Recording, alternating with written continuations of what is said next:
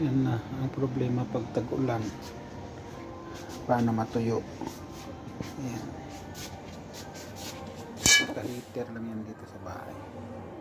Yan o, heater nakasaan. Ayan.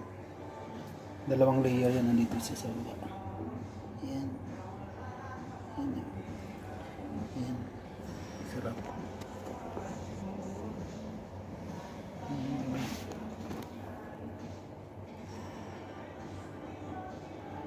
Naka-dryer, naka-heater naman. Dry na. Ano lang siya, mataba lang siya. Pwede na.